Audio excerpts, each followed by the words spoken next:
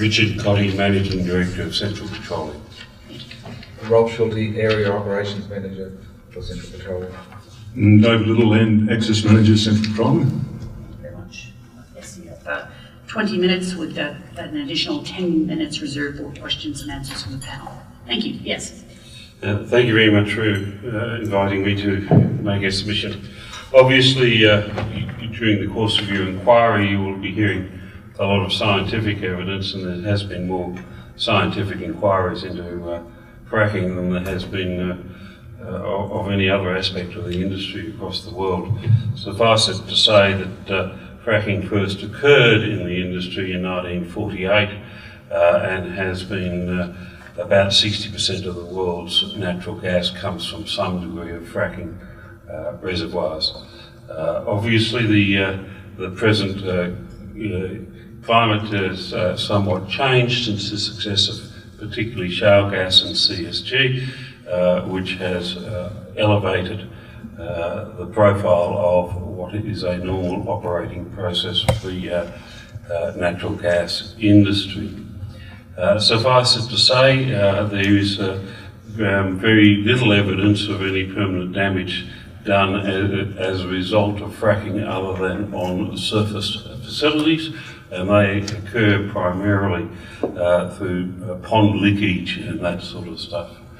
Clearly, you will hear during the course of inquiry that presently most fracking fluids, and particularly the ones allowed in the Northern Territory, are generally biodegradable and primarily made up of water, bore water, which is about 90% of it, 99% of it, and the rest is things like guava, which is used in guava gum, which is used in ice cream, as well as various other matter constituents that are used in the average kitchen in some shape or form. Essentially, the thing called proppant is a sand or a bead that enables the crack that has been opened by the water injection to remain open. Suffice it to say, we at Central Petroleum operate Mereenie, Palm Valley and Bingo fields, and have operated Palm Valley and Mereenie since the 1980s. It was first discovered in the 1960s and 70s and has been a major supplier of natural gas to the Northern Territory up until 2009, when offshore gas became the prime source of gas for the Northern Territory.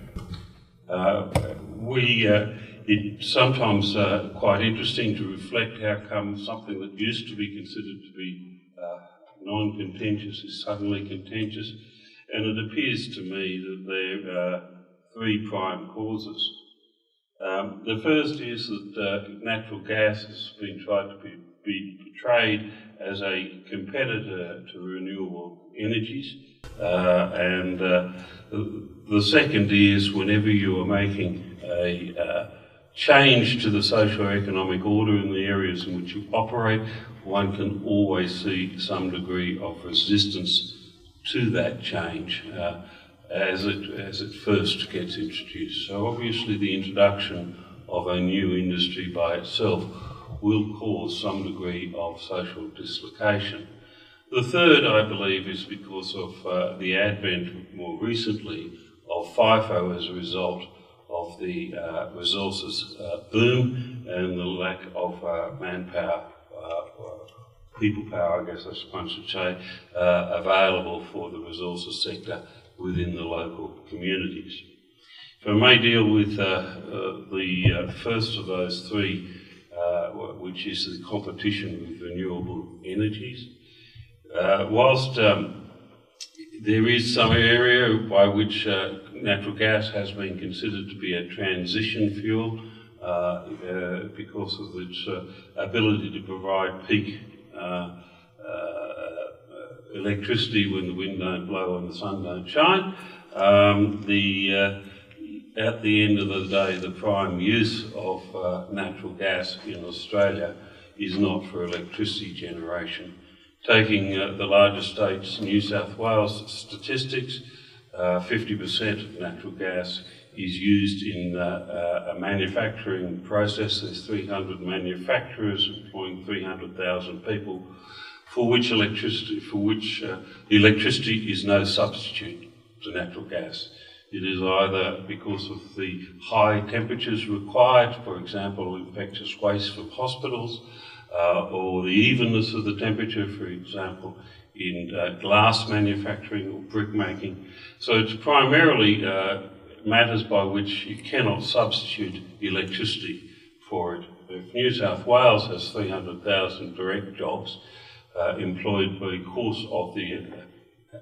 because of natural gas being available, you can see the extrapolation across the other states could well lead to nearly a tenth of the workforce is dependent upon natural gas being available as a reliable supply.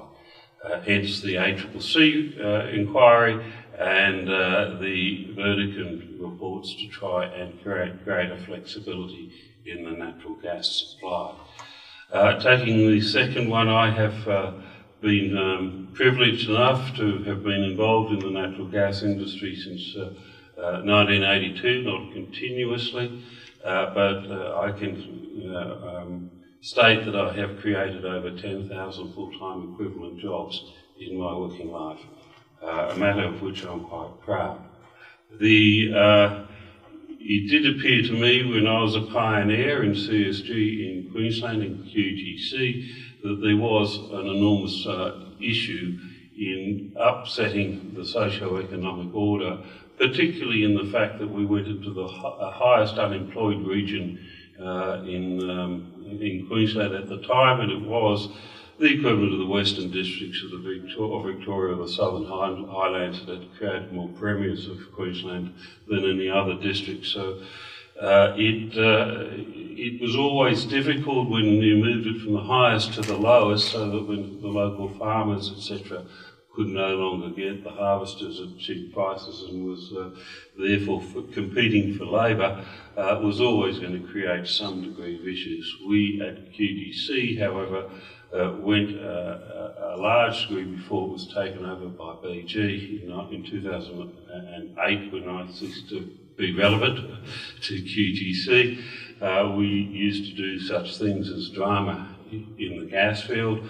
That was a cheeky way of presenting it, if you like, but we commissioned a playwright to write a play based on the Darling Downs, brought a professional theatre company, White out, and actually performed that play within our gas field so that people would see that it was a working agricultural property as they drove into it, and to ensure that people came. With a couple of things we did was face painting and free child minding, but importantly what we did was cause the catering to be done by all of the local clubs, whether it was the netball club or the rugby club or the AFL club or whatever else. They were all given a franchise and were promised that if they didn't sell all of their produce, the company would buy their produce at retail prices. That ensured that every person, every mother or father was eventually rostered on for the major fundraising event, and if Dad didn't want to turn up to the netball club on the barbecue on his roster, he had to face Jenny and her blinking eyes, and inevitably the same happened with the sons, with the mothers. They did turn up. The net result was that Chinchilla and Miles at 7,000 to 3,000 people total population. In the last year we ran it, 11,000 people turned up. So you can well imagine the import of that. The last one was FIFO. We took over Mereenie in September of 2015, less than 18 months ago. At that stage, 93% of its workforce was FIFO and only 7% was local. And you can see that we weren't obviously contributing a lot to the social fabric of Alice Springs at that point in time. Before we took it over, when we took over Palm Valley and Dingo, we put in 3 employment philosophies rather than policies. and the first was captured under the title Northern Territory for Northern Territorians, and we were trying to ensure that the maximum amount of our workforce did come from the Northern Territory, and in particular the local community. The second one was what we call working family values for working families, to the extent that Dingo was only 50 k's from Alice Springs. We've used modern technology to actually centre it at Burroughs Estate, just near Alice Springs Airport, near the jail there, so that our workforce could be based in Alice Springs and turn up by driving at the beginning of their shifts and returning home at night to be with their families, on the assumption that some of our workforce will commit economic suicide by having children. We assumed that the financial detriment of having a family was more outweighed by the joy of being able to participate in bringing those children up through life and watching them perform at speech night or at netball or whatever their sporting activity, and that in itself would enable us to be able to be part of that community, because it struck me as a father of 6 children that if I look at my non-working friends, they are all the parents of one of my children's friends that I happen to be running up and down the side of a playing field or a debating or whatever else it happened to be as you enjoyed the progress of your own children into adulthood. And that meant that the company would be seen to be much more local as a result. The last one we had was traditional values for traditional owners.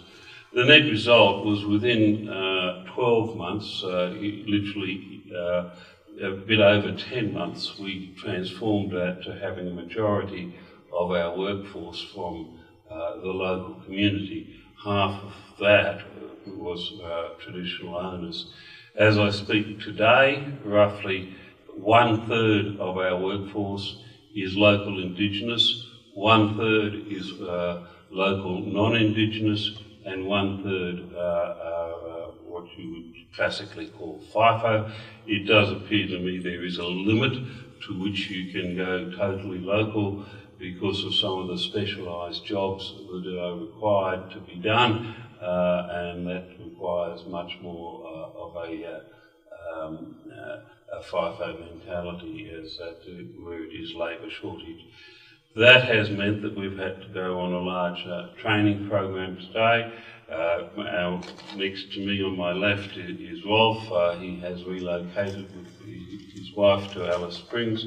He lives in Kilgarriff State, and David Little, his father, was with our company for many a long year, Bob, and was a local mayor in the 80s in the Alice Springs Council, as I recall, and one of the first to do so. So he is one of the local traditional families that work in our area, and therefore he is often a public face on media or other events as part of it.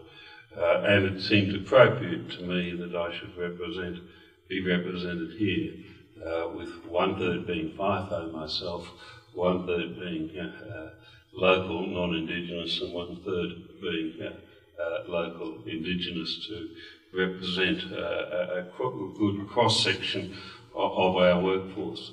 It is important to realise that we have been producing since 1982. Presently, we do not import water at all. It is all local produced water that we use so water doesn't wear out. We are not using water in any shape or form from external sources.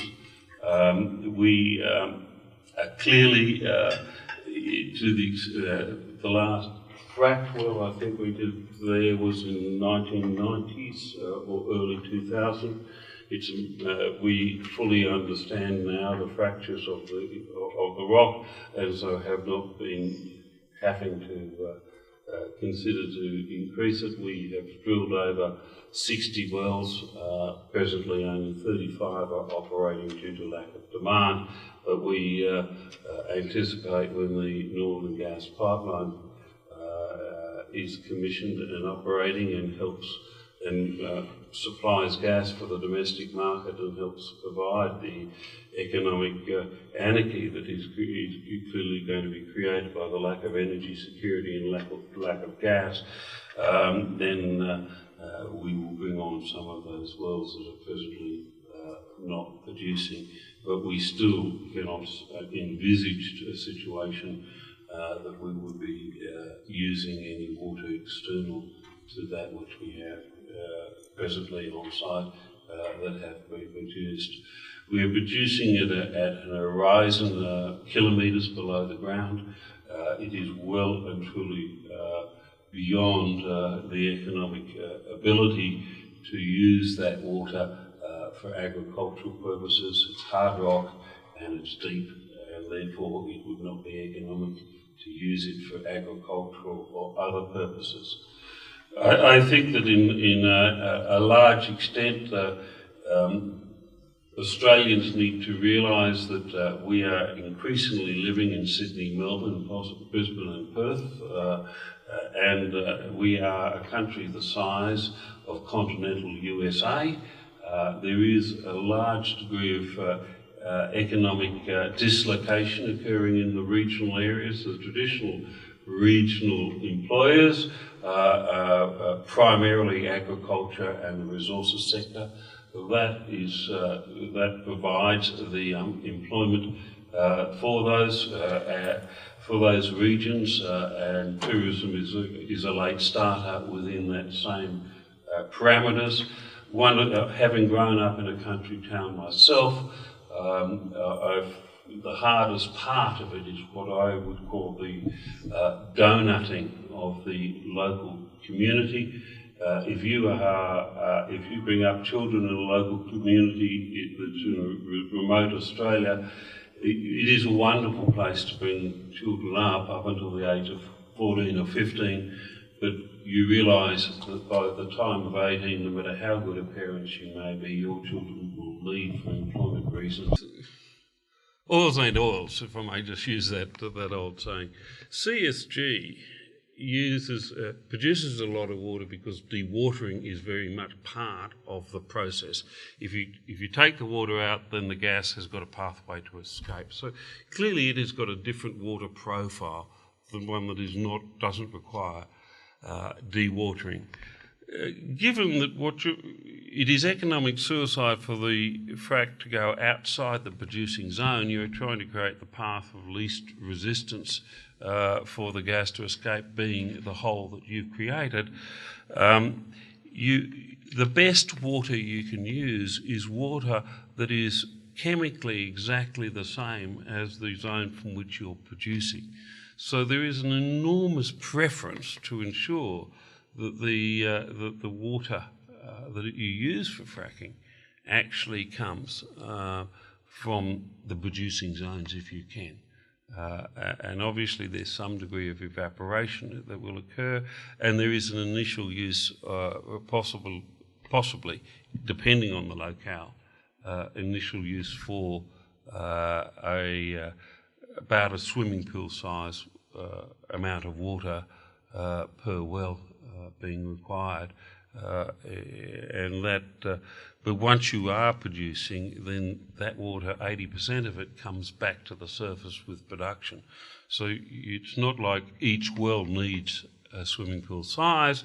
It's you start off with a swimming pool and then you need 20% of a swimming pool for the next well. So and it is not only is it sensible to use from an economic point of view, it's chemically a preferable way to go about it. Well, because we have already completed our fracks, as I say, in those wells. 35 of them have been fracked. nearly 2 decades ago. Therefore, we are no longer importing any water, and we're actually evaporating water from our wells rather than useful. If we did require ourselves to do any more, but we're not shale gas, we're conventional, if we did, we would have our own water and not be bringing it in. So it's very important to make a distinction between CSG in particular, which is one, shallower, and two, requires dewatering as part of the production. And anyone who's been involved in coal mining knows that you used to send canaries and Welsh boys down coal mines because of either the methane or the water. The drowning, for example, at Gretley coal mine in Newcastle in the 90s is a classic example of a lot of water being in that coal. Equally, it's important to realise that the QGC actually pegged that acreage because of naturally occurring methane outbursts, and secondly, what I'd call induced, which was where farmers stupidly tried to harvest the water from the coal seams, and dewatering occurred, and gas was released into water wells that had no safety requirements. So it's not like that coal seam gas water can actually be used for agriculture, because it's nature. It's a natural phenomenon that when you dewater, gas will be released, and I can explain that later if you like. But having known it, but I don't know whether the inquiry needs to go into that. I think Dr. Anderson has a question. Yeah, Alan Anderson. Thanks, Mr. Cottee. So you talked a lot about the experiences and achievements of your company, but I'm wondering if you took a bit of a step back and looked at the broader issue of development of the industry in the NT, and from your experiences, what would you see as the major environmental risks?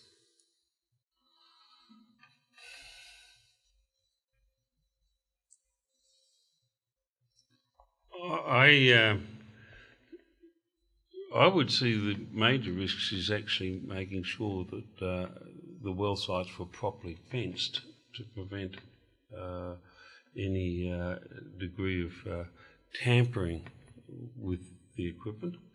I think clearly the next, because that can be done by either animals or human, and you should always try and prevent that. The second will obviously be tailings dams or issues like that, which happens in most resources sectors. And the third would be the proper bunding and control of any chemicals or other matter that is brought in and introduced, so that if there happens to be any degree of spillage or anything else, that goes straight into bunding. But that would be the same sort of bunding that you'd have around crude oil tanks, etc., etc.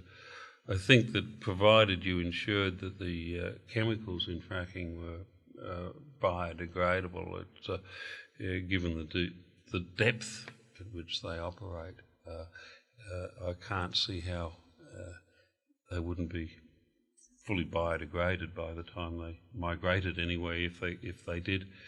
Clearly, you would need to make sure of the appropriate regulations on the drills, that you have proper cement casings and various other things. But it's fairly rare for anything to occur on the casings. It's, generally speaking, most of it is on the surface, in my experience. And in CSG, and you don't have CSG, obviously water disposal becomes a major issue. Yeah, I'll take two more questions. Yes, Dr. Priestley and then Ms. Gorham. You mentioned briefly the range of chemicals that are used in the fracking process. I wonder if you'd be able to expand a little bit on the processes for transport and on-site storage and compounding of these chemicals, and whether these processes differ very much across different sites. Do you want to handle that, Rob? Well, most of the chemicals that are transported in by the company that does the fracking, they come in on trucks. It usually comes in on road trains. It's only brought in, they work out what they require and they only bring in what is required. They don't usually store on site. It comes in a day or two before the fracking is about to happen. The chemicals are used and then the trucks are left site. So we don't store chemicals for fracking on site. They're just brought in when required. And the major issue then is that when you start producing, 80, as I said, 80% of the water comes back, and also 80% of anything you introduce comes back. So you ensure that you have proper lining and mud bunding, etc., for that until it becomes benign through biodegradability. Yes, let's go on. Richard, a couple of things. You referred a couple of times to using biodegradable fracking chemicals. Mm-hmm.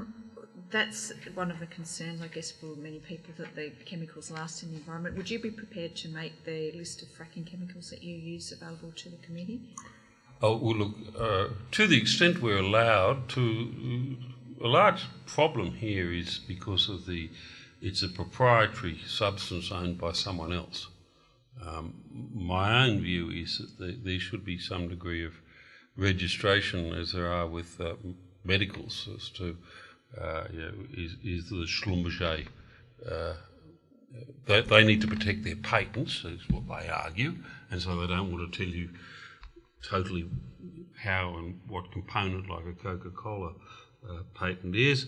But we've been able to overcome that sort of thing in the medical industry by registration, and you don't actually ever find out precisely what it is, but there is a government body that says, yes, thalidomide is no longer allowed to be used, and there's a whole host of trials before you're allowed to release medicines on the unsuspecting public.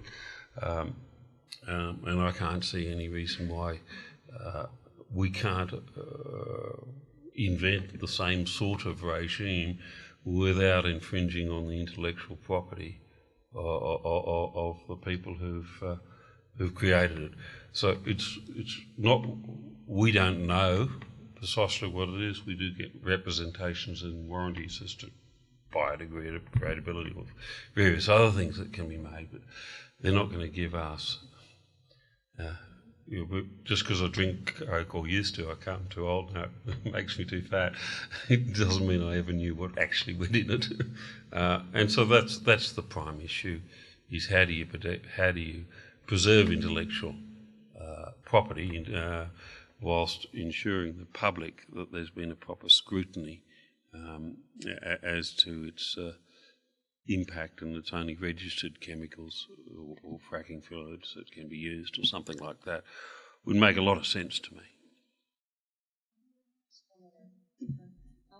In the course of our consultations, there's been, we've heard about a leak at Morini, and I was just wondering if you could tell us any more about that, what the extent of the leak was, how that was dealt with. I'm unaware in our history of a gas leak at Morini. We've gone through our records. I can't add anything to that because we have no knowledge. So if someone has knowledge that no one at our worksite is knowing about, that I need more particulars. We don't believe there is one. Can I just follow that up? Because I think you mentioned you took over Morini a couple of years ago. Is that right? Correct, but when we took over it, we took it over from Santos, and it's been going for years. Yes. There's an enormous amount of records and filings being made, and there's no public or company records. We own all the company records. Yes. As a transfer of ownership and operatorship, we were given all of the records. And suffice it to say, we've got some employees, one's called Pom, who's been there since for 32 years. And so there's both human records. Has there been any gas leak in your 32 years here? No. And company records and filings. I'm not actually sure if it was a gas leak or a chemical spillage, but it's fairly tenuous. So if you don't know anything about it, then we remain unaware. Okay. Thank you. I'm not discounting the fact that there could have been a diesel leak or something like that at site at some point in time. But I went through the company records to gas leaks, not whether cooking or that bit spilt. And I'm not being flippant. I'm just saying there's a limit to your inquiry, and that's all I can say. Thank you. Thank you very much, Mr. Cottee. Thank you for coming today.